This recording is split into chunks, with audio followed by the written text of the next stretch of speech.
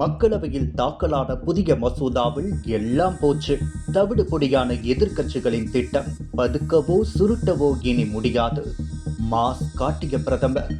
இந்தியாவில் வெளிநாட்டு நிதி வருகை மற்றும் அதன் பயன்பாட்டை கட்டுப்படுத்தும் சட்டமான FCRA-வில் முக்கியமான மாற்றங்களை கொண்டு வருவதற்காக மத்திய அரசு புதிய சட்டத்தை மக்களவையில் அறிமுகப்படுத்தியுள்ளது. இந்த மாற்றங்கள் வெளிநாட்டு நிதியை பயன்படுத்தும் அமைப்புகளின் செயல்பாடுகளில் அதிக வெளிப்படைத்தன்மை, பொறுப்புணர்வு கொண்டு வருவதை நோக்கமாக இதனை கொண்டு வந்திருப்பதாக மத்திய அரசு விளக்கமளித்துள்ளது. மசோதாவின் முக்கிய அம்சங்கள் என்னவென்றால், வெளிநாட்டு அரசு நிறுவனங்கள், NGO-கள் அல்லது தனிநபர்களிடமிருந்து வரும் பணம், பத்திரங்கள் அல்லது மதிப்புள்ள பொருட்கள் அனைத்தும் ஃபாரின் கான்ட்ரிபியூஷன் என கருதப்படும் என தெரிவிக்கப்பட்டுள்ளது. இந்த நிதி இந்தியாவில் தவறாக பயன்படுத்தப்படாமல் இருக்க புதிய சட்டம் புதிய கட்டுப்பாட்டை விதித்துள்ளது. ஒரு NGO அல்லது அமைப்பு தனது FCRA பதிவு புதுப்பிக்க தவறினால் அல்லது மறுக்கப்பட்டால் அதன் பதிவு தானாகவே ரத்து செய்யப்படும் எனவும், அரசு நியமிக்கும் அமைப்பின் நிதி மற்றும் சொத்துக்களை கைப்பற்றும் எனவும் தெரிவிக்கப்பட்டுள்ளது.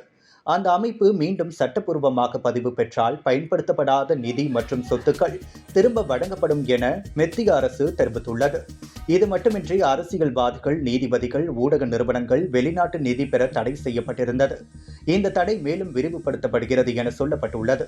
சட்டவிரோத பண பரிவர்த்தனை இருக்குமானால் பழைய சட்டப்படி 5 ஆண்டுகள் வரை சிறை தண்டனை இருந்தது. இந்த புதிய மசோதாவில் ஓராண்டாக குறைக்கப்பட்டுள்ளது. இது தொடர்பான விசாரணையை துவங்க மத்திய அரசின் முன் அனுமதி கட்டாயமாக்கப்பட்டுள்ளது.